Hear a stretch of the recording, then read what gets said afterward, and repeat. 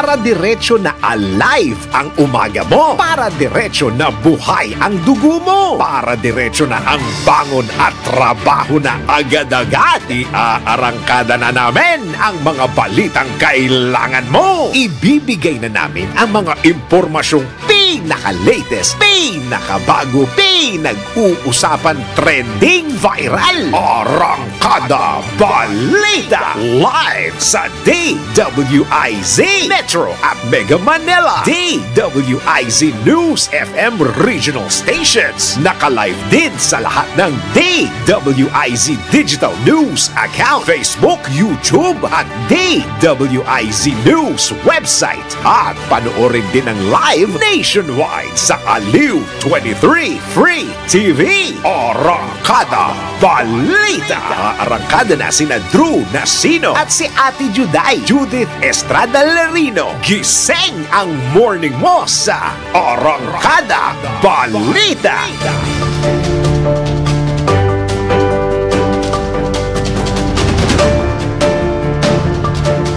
Isa magandang morning Luzon, Visayas, Mindanao, Mega Manila sa buong bansa, sa buong mundo ngayong pong araw na ito ng Miyerkules na po. Ngayon po ay Mayo 22 taong 2024.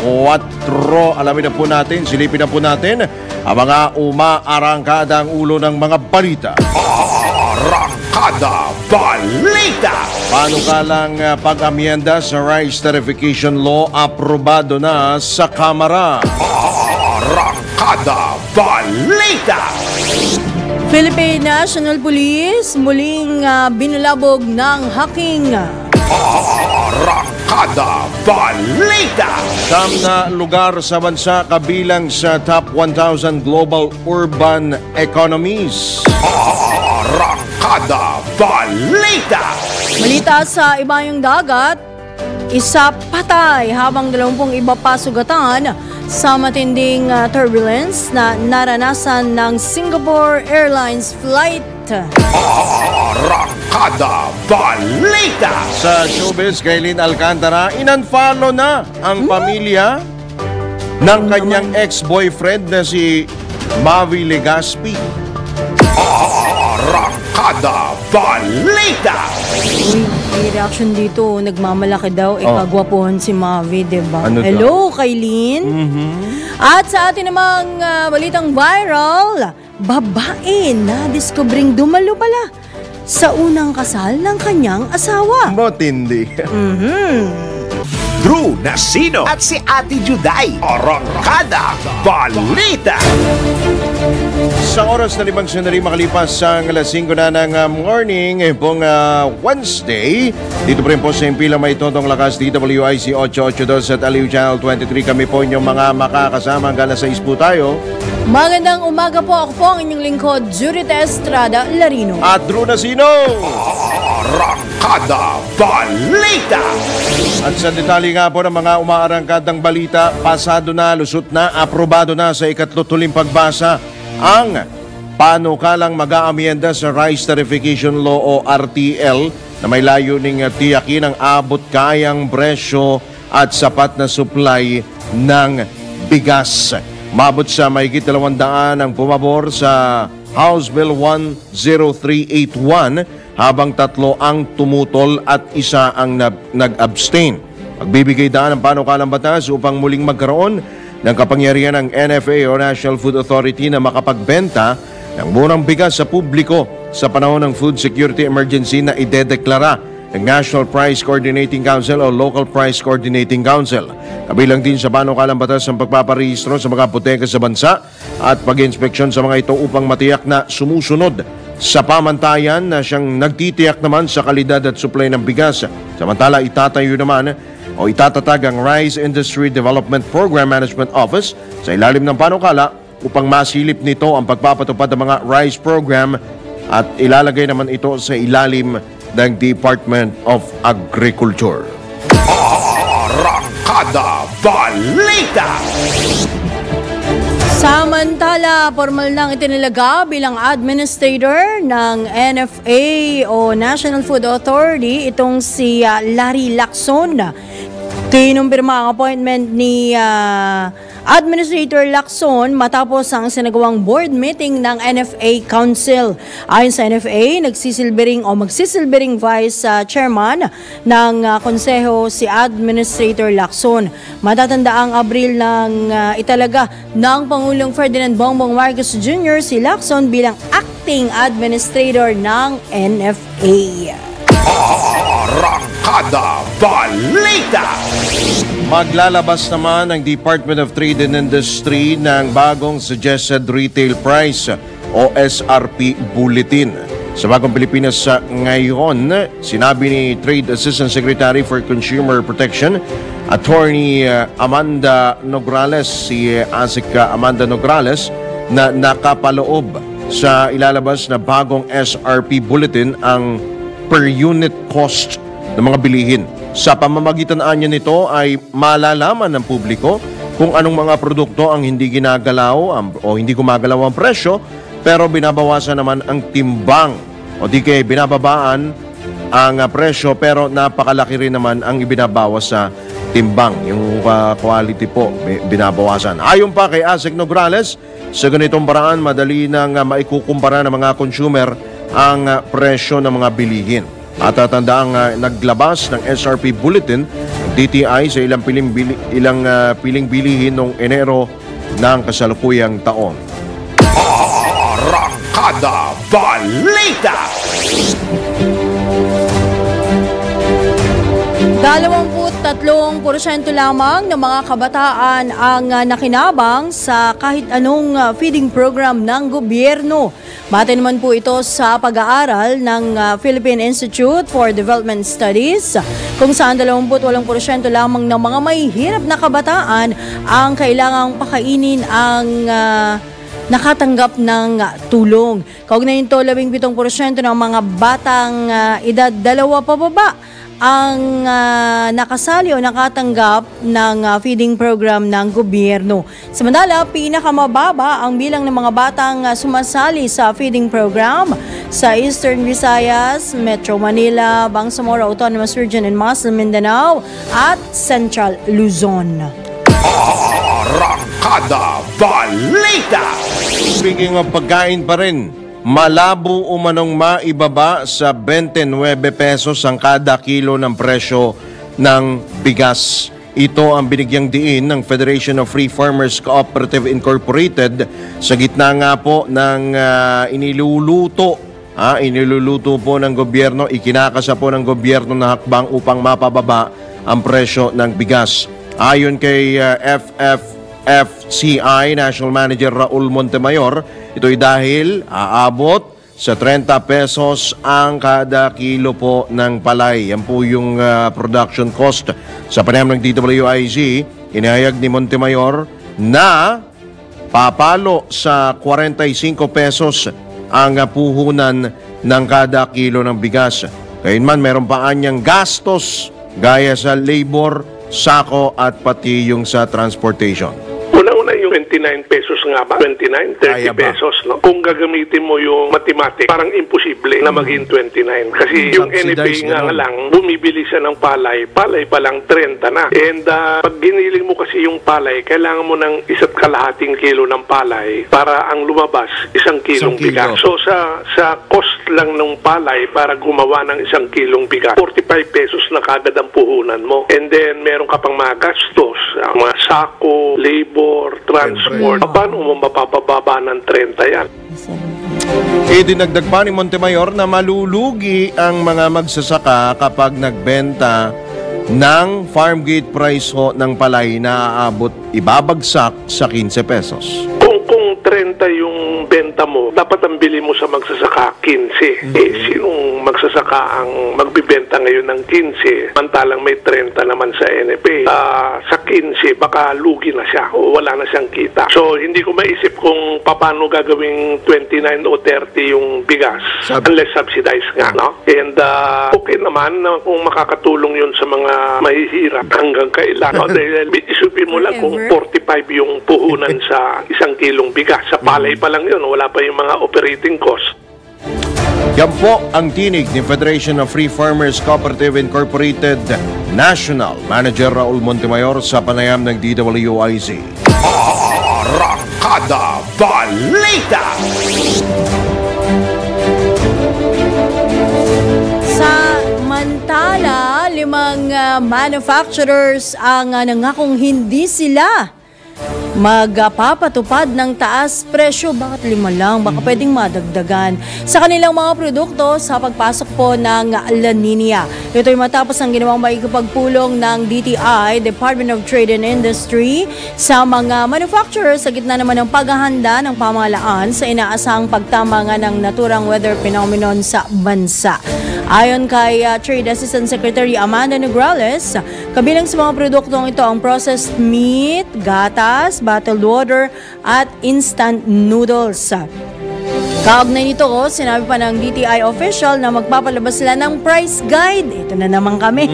Kung saan makikita ang presyo nga ng mga items na hindi gagalaw ang presyo sa loob ng 60 araw o 2 buwan. Arangkada Balita. Sumampa na sa 9.5 billion pesos ang halaga ng pinsalang dulot ng El Nino phenomenon sa sektor ng agrikultura. Batay sa datos ng Department of Agriculture, malubha pong naapektuhan ang rice sector, yung mga palayan. At ayon kay Agriculture Assistant Secretary at Spokesman Arnel de Mesa, pinakamalaki po yan ay 4.6 billion pesos. At ang pinaka naapektuhan po sa mga rehiyon ay ang Mimaropa. Yan po ang pinakamatindi pong napinsala at sinundan ng Cagayan Valley at Western Visayas regions. In fact, ay more than 9.71 billion na rin yung naibigay natin na interventions para dito sa mga naapektuhan ng El Nino. Karamihan dito, 8.6 billion yung ating Rice Farmers Financial Assistance na naibigay na natin nationwide. Ito yung 5,000 pisong ayuda sa mga magsasaka ng palay na hindi tataas sa 2 hektare yung kanilang sinasaka. Nakapamahagi rin tayo ng mga production support natin, kagaya ng mga planting materials, yung mga makina, at saka yung tinatawag natin ng mga biologics, fertilizers. Almost 700 million ito. Yan po ang tinig ni DA Assistant Secretary at Spokesman Arnel de Mesa sa panayam ng DWIZ. Arangkada Balita.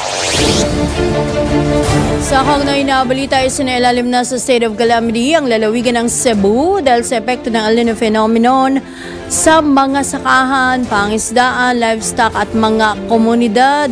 Kinumpirma ni Cebu Vice Governor Junjun Davide na inaprubahan ng Provincial Board ang deklarasyon ng Lunes na nakapaloob sa inihaing resolusyon ni Board Member Victoria Corominas Toribio.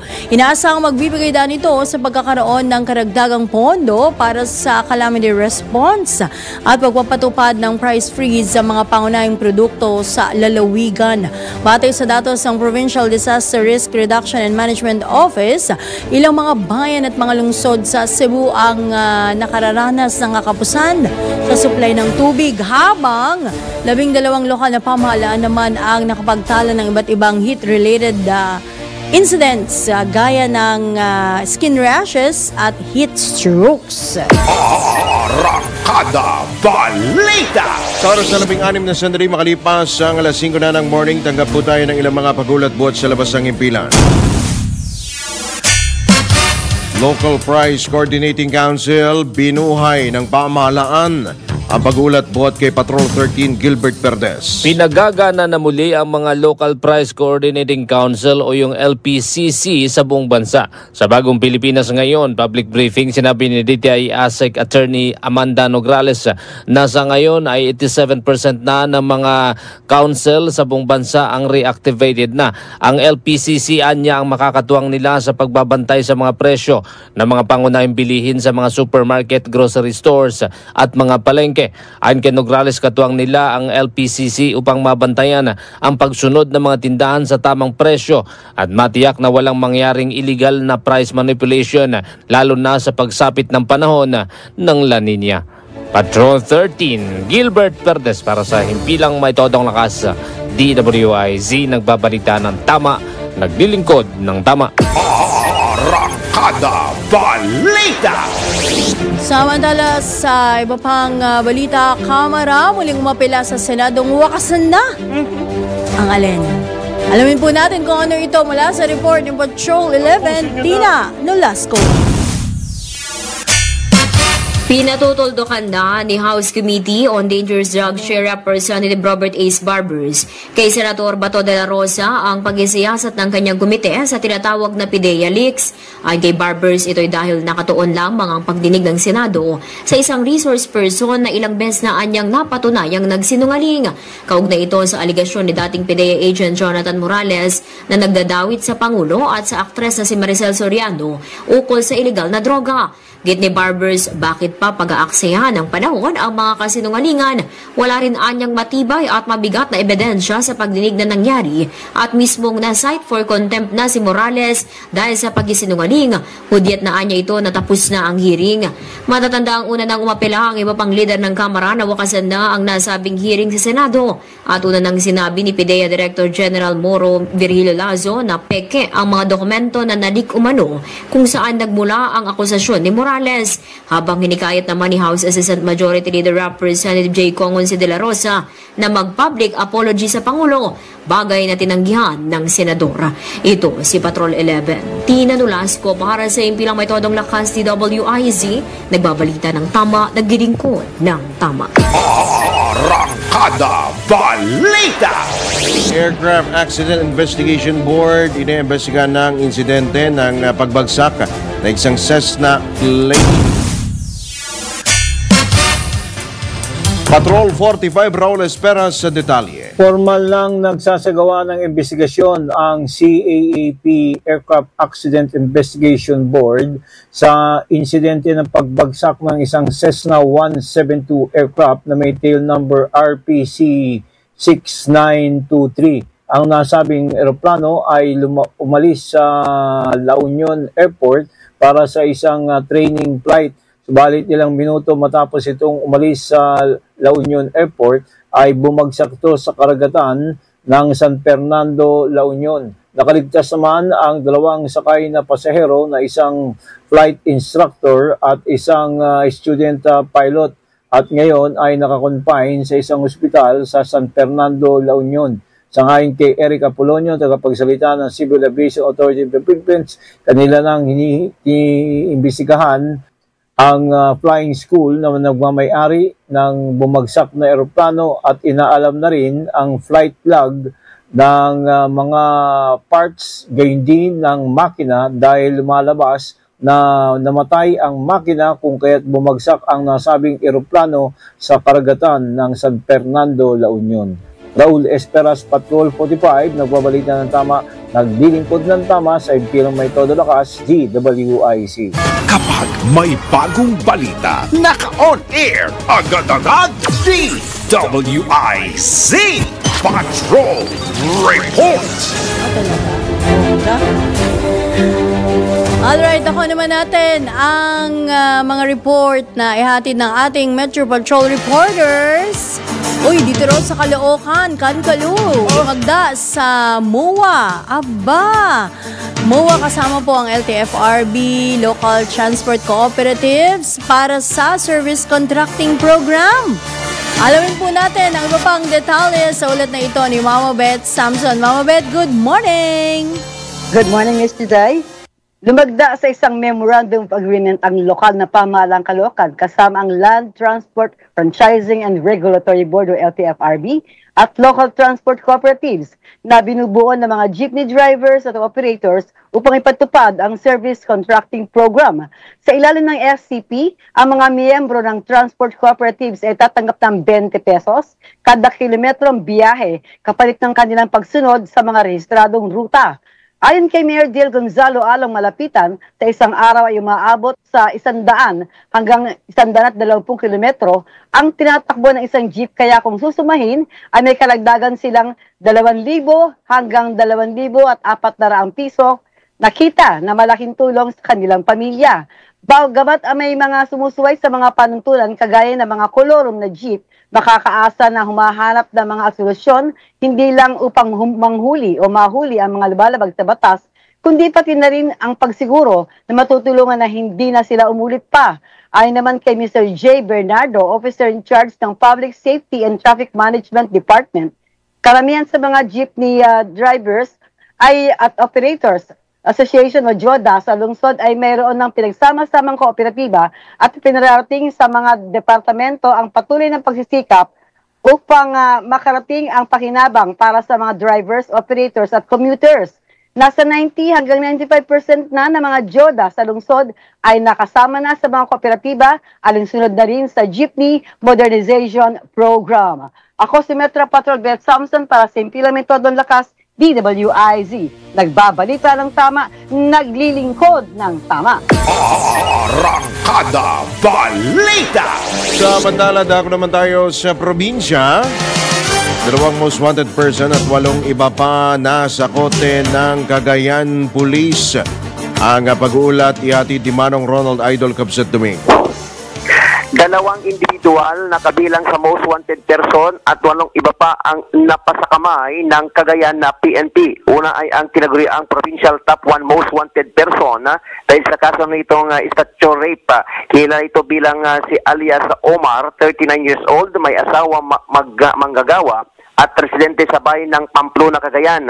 Ang pagkaso nito ay bunsod ng pagtutulungan ng PNP Apari, Criminal Investigation and Detection Group, Cagayan Provincial Field Unit. Ito ang naging lead unit, Regional Special Operation Team, Regional Field Unit 2, at Provincial Intelligence Team ng Cagayan at Regional Maritime Unit 2. Walang inakumentang piyansa ng korte para sa pansamantala nitong kalayaan. Si alias Nato ay kabilang rin sa listahan ng most wanted dahil sa 2 bilang na paglabag nito sa Republic Act 6425 as amended by Republic Act 9165 o ang pagkakasangkot nito sa illegal na droga. Si Nato ay 56 years old na residente sa bayan ng San Ildefonso, Ilocosur.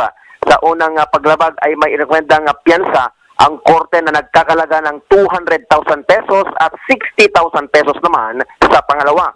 Ang pagkaso ni Nato ay resulta ng pagsisikap ng PNP Ballesteros Cagayan. Samantala, 2 bilang ng statutory rape, ang kaso ring kinakarap si alias Jerry, 59 years old, isang manggagawa at residente naman sa lungsod ng Tuguegarao. Inaresto naman ito ng PNP Tuguegarao sa bisa pa rin ng warrant of arrest na walang piyansang irekomenda. 4 na katao naman ang narakip ng PNP Calayan Cagayan kasama ang Maritime Law Enforcement Team dahil sa kanilang paglabag sa PD 705 o pagkakasangkot sa illegal na pagtortuso. Sila ay kinilang sina alias Dominic, 62 years old, alias Pepito, 52 years old, isang Piolo, 21 years old, at Jericho, 26 years old. Awang mga magsasaka at residente rin sa isla ng Calayan. 24,000 pisong ang inukol ng piyansa ng korte, bawat isa para sa pansamantala nilang kalayaan. Violation of Republic Act 9262 o Anti-Violence Against Women and Their Children Act of 2004. Ang kasong kinakarap ng nakip ng PNP Apari at the 1st Mobile Force Platoon, 2nd Cagayan Provincial Mobile Force Company at Law Enforcement Team ng Apari. Ang akusado ay kilala bilang si alias Miro, 38 years old, binata isang private employee at residente naman sa Baggao, Cagayan. 72,000 ang inagpandang piyansa ng korte para naman sa pansamantala nitong kalayaan. Si alias Jennifer, 52 years old, at residente ng Kamalanyugan, Cagayan, ay ineresto naman ng PNP Kamalanyugan dahil sa kasong oral defamation na may piyansang nagkakalaga ng 22,000 pesos. Ang huli ay ang pagkaso naman ni alias Johnny, 32 years old, may asawa, self-employed, at residente ng Santa Ana, Cagayan, dahil sa paglabag sa Republic Act 10054 o ang Motorcycle Helmet Act of 2009. Inaresto ito sa PNP Santa Ana sa bisa ng warrant of arrest na may piyansang 6,000 peso.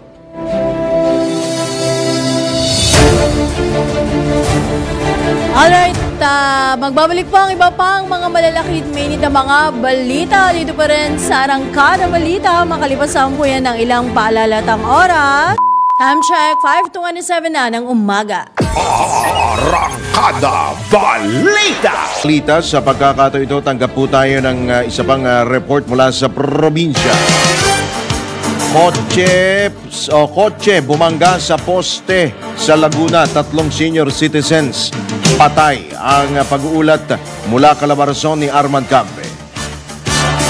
Dead on arrival sa ospital 3 senior citizen, samantalang 2 iba pa nasa grabing kalagayan nang bumangga sa isang poste ang sinasakyan nilang Toyota Wigo sa National Highway sa Louisiana, Laguna kagabi.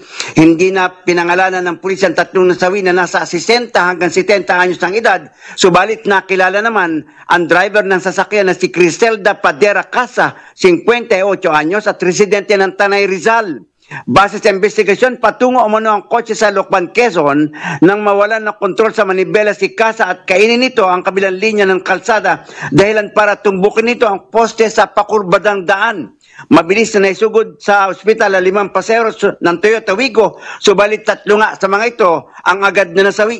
Patuloy na inimbestigahan ng Louisiana Police Station ang nasabing insidente. Armand Cambio mula Calabarzon, nagulat para sa impila may todong lakas. DWIZ, nagbabalitan ng tama, naglilingkod ng tama. Arangkada Balita!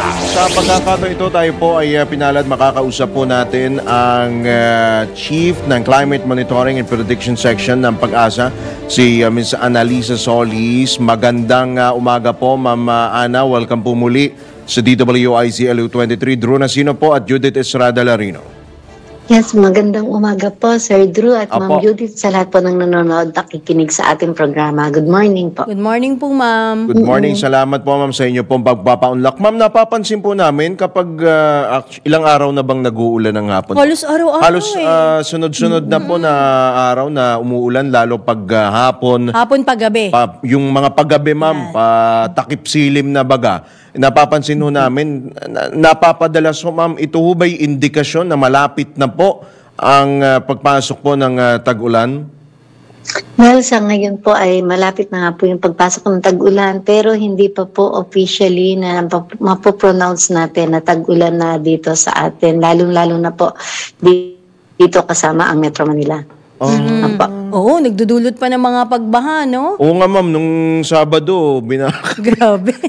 binaha yung yung kalsada. Grabe, nahirapan kaming umuwi. Traffic pa naman nun, ha?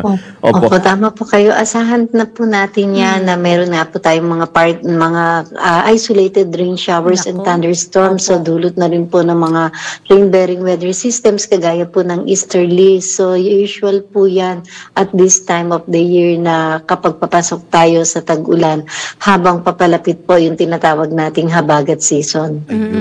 So, pero masingit ko lang, partner, no? So, pero ma'am, hindi ito yung tinatawag pa nating transition. Hindi pa ito. Ito na po yung malapit ng transition natin, Miss Judith, from warm and dry season months papunta sa tag-ulan. So, in transition po tayo, pero hindi pa po ito yung ganap na talagang tag-ulan na nating maituturing. Opo. Uy, paano yung kung transition to tag-ulan? From El pa Nino to La Nina? La Nina, diba? Opo, Ma'am. Paano yun, Ma'am? Yung La Nina ba, kailan ba ang peak season niyang La Nina na yan? Well, sa ngayon po, nakataas pa rin po yung La Nina Watch ng DOST Pag-asa since March. So, ibig sabihin po ay hindi pa po La Nina Watch pa lang po. Ang ibig sabihin nito is still more than 55% ang probability. At kung sakali po ay mas tumataas yung probability ng mga 69% around July, August, September. So, kung titingnan po natin base dun sa mga model na minomonitor ng Pag-asa, yung magiging dominant na sinasabi ng mga model kung sakaling matuloy ang La Nina ay mga around August, September, October season. So yun po yung possible po. Pero sa ngayon, since watch pa rin po ito, ay usually po may possible din po na pwedeng matuloy, pwedeng hindi matuloy ang La Nina habang nasa La Nina watch pa rin po tayo. May chance ang ganun, ha? Akalain mo, Meron palang ganun. Although kahit hindi naman siguro matuloy, ma'am, no? tag-ulan pa rin. Tagulan pa rin. Yes po, tama po kayo at medyo meron tayong habagat at nandiyan din Yun, po yung paparating ng amihan at andyan pa rin yung mga bagyo natin na mga possible nating mararanasan. Safe na ho ba na, safe to say na yung El Nino winding down or nagsasubside na itong El Nino? Yes, tama po kayo. Nasa decaying stage na itong tinatawag nating El Nino, pero yung pong impact sa mga ibang bahagi ng ating bansa ay naandun pa rin. So meron pa rin pong mga areas na nakakaranas ng kukunti yung pag-ulan or yung walang ulan or meron pa din pong mga maiinit yung ating temperature or matataas pa rin yung mga discomfort level dun sa ibang lugar. So andyan pa rin po yung tinatawag na remnant na epekto ng El Nino. So, hanggang mga kailan ba itong El Nino pa rin na ito, ma'am, no? Or effect, or ano na lang to? Tama nga yung sabi ni ma'am, remnants. Pero hanggang kailan natin? Yung bang, ano ba tawag doon? Yung panghuling mga epekto ba? No? Possible po kasi kung halimbawa sakaling magtatapos or magte-terminate ng final advisory ang Pag-asa, may mga areas pa rin po na talagang makikita natin na may mga mabababa pa rin ang mga ulan. So asahan po natin, although marami na tayong pag-uulan at darating ang tag-ulan at ang ating habagat, meron pa rin pong mga areas na hindi pa rin makakaranas ng ganong ulan. So posible pa rin pong may remnants o yung prolonged na dry spell or drought dun sa ibang lugar. Ayun. So, merong mga lugar na magkakaroon na ng mga pag-ulan, may mga lugar naman ho na wala pa rin. Yes po, tama po kayo. So darating pa rin yung mga tag-ulan. So usually dito po sa ating western side ng Luzon area, kasama na po itong Iloilo dito sa may Panay area. Yan po yung tinatawag natin na mga type 1 climate na kung saan napaka-distinct po yung season na tuwing habagat, marami silang ulan. Kaya yun po yung masasabi nating tag-ulan dito sa ating bansa. Opo. So, mas marami tayong ulan. Opo. Ma'am, ito hong El Nino and La Nina, may instances ho ba na sila po ay nagsasapawan or nagkakasalubong? Nag-overlap ba sila? Nagkakadaupang palad ba yung mga yan? Hindi po mangyayari yon dahil yung po ay yung laging kabaliktaran ng isa't isa. Okay. So yung El Nino is yung unusual warming ng dagat Pasipiko, and then yung La Nina is yung unusual cooling ng dagat Pasipiko. At bago po pumunta sa La Nina or El Nino or vice versa, lagi po yung dadaan sa ENSO neutral condition. So ang tinitingnan po natin dito is yung pag-init o paglamig ng temperatura ng ibabaw ng dagat. So may particular area po, yung tinatawag na Central at Eastern Equatorial Pacific. So yun po yung ating minomonitor or nandun ang mga indikasyon whether kung magkakaroon ng El Nino or La Nina. Opo. Ma'am, ano ho ba yung mga criteria na dapat pong mapunan para natin masabi na opisyal na ngang pumasok ang tag-ulan? Meron po tayong mga tinatawag na kapag papasok ang tag-ulan, meron tayong mga monitoring stations na situated along the western section ng ating bansa, particularly Western Luzon. So 13 pong istasyon yan, and dun sa 13 po ay bale 15 siya kasi yung monitoring po natin sa Metro Manila ay 3 istasyon. So dito po, dun sa 13 or 15 istasyon, at least yung 7 stations or more than 50% ng mga areas na minomonitor natin must satisfy yung total rainfall ng 25 millimeters or more on at least 1 millimeter of rainfall for 3 consecutive months. So, ibig sabihin po, 3 sunod-sunod na araw, kailangan 1 millimeter of rains or more, and dapat po ay magtototal na 25 millimeters. Ang pinagbabasihan po natin dito ay PENTAD. 5 days po, hindi 1 day lang. And tinitingnan din po natin dito yung wind criteria. Kailangan po yung prevailing wind natin ay merong westerly component para masabi na po natin na ito ay papasok na sa habagat. Therefore, magiging sufficient na yung ulan na paparating sa atin. Hindi yung konti-konti lang na dulot ng thunderstorm activities. Opo. Ito, matanong ko lang, Ma'am Ana, no? Lalo na kasi mayroong kautusan si Pangulong Bongbong Marcos sa mga LGU na maghanda na para sa La Nina, inaasang pagpasok ng tag-ulan. Ano ho ba yung nakikita ho ninyo na ito ho ba ay kumbaga moderate to heavy ba? Malakas ho ba itong La Nina ho na inaasahan po natin, Ma'am Ana? Well, sa ngayon, kung sakali po na matuloy ang La Nina, sabi nga po natin nasa watch pa lang tayo. Kasi kapag nagtaas tayo dun sa La Nina alert, so yan po yung medyo mas mataas na yung confidence natin na matutuloy ang La Nina.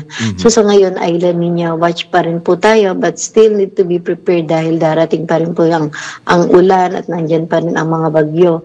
And kung titingnan po natin, galing tayo sa strong El Nino. So yung nature has its own way to balance itself. So galing tayo sa medyo kukunti ang ulan. So posibleng babalik din naman tayo dun sa bubuhos naman yung mga ulan. So asahan po natin na itong mga pag-preparation natin, lalong-lalo na po itong habagat, tag-ulan, and then yung pagpasok ng amihan dahil ito po yung possible, yung mga landfalling or crossing ng mga bagyo. So talagang dapat na nating paggandaan itong tag-ulan na Ma'am Ana, no? Ang preparasyon. Oo, hindi lang mukhang dun sa mga footages natin hindi lang ano tawag dito? Baha, hindi. Payong yung dadalhin mo no? Opo, prevalent po yan yung mga tinatawag na mga severe thunderstorm po na tawagin natin. So hindi basta thunderstorm lang yan. So mga usually severe thunderstorm dahil sobra nga po tayong galing sa tag-init at mainit na tag-init ang ating naranasan. Baka meron na lamang ho kayong mga paalalang pa sa ating pong publiko, mga kababayan, panawagan po, apela, Ma'am Ana. Well, payo po natin sa ating mga kababayan. So, ingat pa rin po tayo. So, yung ating pong mga kababayan din po ay magtipid pa rin po sa tubig dahil sa ngayon po ay nandyan pa rin yung banta na bumababa po yung ating tubig sa may Angat Dam, although manageable naman po. So, maganda pa rin po na magtipid pa rin tayo ng tubig dahil it would take time para makarecover pa din po yung water level natin sa Angat. And sa ngayon po ay hindi pa officially yung pagpasok ng tag-ulan. Nandyan pa rin po yung banta na maiinit na temperatura. So mag-ingat naman din po tayo at maghanda sa paparating na mga tag-ulan. And yung sinasabi nga po natin paulit-ulit, Sir Drew, Ma'am Judith, yung mga prevalent na mga thunderstorm activities na nagkakaroon ng mga pagragasa ng mga ulan galing sa kabundukan dahil may mga pag-uulan sa itaas ng bundok, and then dito naman po sa baba sa may mga kailugan natin. So lalong-lalo na po yung mga naiinitan pa dyan na mga nagsuswimming pa rin po sa ibaba ng kabundukan. So ingat pa rin po tayo dun sa mga possible na mga flash floods dulot ng mga severe thunderstorms sa ibabaw ng bundok. Alright. So yun po, ingat tayo. Salamat po, Ma'am. Ingat din po kayo. Magandang umaga po. Good morning. Salamat po. Ayan. More power. Good luck sa mga tagapag-asa. Nako. Nako. Grabe Ready naman. na tayo. Naalala ko sa mga ilang minuto palang umuulan sa Maynila, sa bandang recto. Baha na. Baha agad. Asa ka pa Sa Espanya lang, di ba? Saka doon sa may Santa Mesa, no? Kaya nga parang kanina, habang ongoing yung interview natin, naisip ko yung mga pagbahana yan. Pagdala ho kayo ng mga tsinelas. Di ba kasi, yung iba, actually, ako nag-office. bota nga Medyo mabigat bota. Mabigat kasi. na. Diba? Or, Rabi Rice yung gamit yung, may mga nabibili naman sa DV especially. Wow, nag-plug pa ako Taga Maynila ho kasi ako. Kasi, diba yung mga Rabi Rice na plastic na na sapatos. Okay din naman yun. Kasi kung sinelas, ako, madulas? Although meron din naman ako sinelas na ang problema ko kapag baha, di ba syempre may leptospirosis. Yan, hindi. Although, naman tayo sa baha, sanay naman tayo. Siyempre. Lumaki ako sa bahay, iba yung kulay sa amin, iba yung sa Marikina. Kumbaga, siyempre, hindi mo naman din masasabi na pag may sugat yung paa mo, o may ano, di ba? Lalo ako, pag nagsasapatos tayo, nagkakapaltos-paltos tayo. Yes. Di ba? Tsaka pagod din naman kasi minsan maghapon ka sa opisinang nakasapatos. Oo. So, maigi siguro talaga ho, talagang maghanda ho tayo kapag ganito pong panahon. Although sanay naman tayo Sa pag lumusong sa baha, na kayo ho ay yung inyong mga paa ay nabasa, pagdating sa bahay, maghugas na agad ng bonggang-bongga. Para safe. Pero ako, hindi ako kontento dun sa sanay lang tayo. Di ba? Tama. Dapat, kung tayo ay sanay, dapat matagal na nating, lalo yung ating mga LGU. Alam na natin yung gagawin. Dapat alam na natin at alam na rin nila yung mga preparasyon. Yun. Of course, yung mga kanal, yung paglilinis sa mga baradong estero, yung clean up drive, yan. So, importante po yan. Alright, tayo po ay magbabalik. Makalipas lamang po ang ilang mga paalala. Ang oras... Ay, good morning ho sa mga taga-Baliwag Bus Liner. Oras ho natin, 10 minuto bago sumapit ang ganap na alas 6. Arangkada Balita! Alright, iabulo natin ang isa pang pag-ulat na yati di Patrol 17 Jopel Peleño. Jopel! Mismong si Defense Secretary Gilbert Teodoro ang nanguna sa groundbreaking ceremony sa itatayong new barracks building para sa mga miyembro ng Philippine Navy na nakatalaga sa Pag-asa Island. Kasama ang ilang senador, personal nilang kinumusta ang tropa at mga naninirahan sa lugar kasabay ng isinagawang pag-iinspeksyon sa mga pasilidad doon. Dito, iginiit ni Secretary Teodoro na napakahalaga na maipagtanggol ang mga teritoryong pag-aari ng bansa para sa kapakanan ng mga susunod na henerasyon. Maliban sa bagong barracks na itatayo, nalalapit na rin itatag ang bagong Rural Health Unit na mayroong laboratorio at paanakan. Sinabi ng kalihim na testamento ang proyektong ito sa pagnanais ng gobyerno na mapalakas ang presensya sa pinag-aagawang teritoryo at maipakita ang buong suporta sa mga residente at sundalong naroroon. Ito si Patrol 17 Jopel Peleño para sa impilang may todo lakas, DWIZ. Nagbabalita ng tama, naglilingkod ng tama. Arangkada Balita! Sa ibang balita, COMELEC nangakong palalakasin ang mga aktibidad sa pagpaparehistro ng mga botante. Ang kabuang report, ihahatid ni Patrol 5, Aya Yupangco. Nangako ang Commission on Elections o COMELEC na palalakasin ang mga aktibidad sa pagpaparehistro ng mga botante. Ito'y para sa mga kwalipikadong Pilipino kahit nalampasan na ang target nitong 3 milyong bagong botante para sa 2025 midterm elections.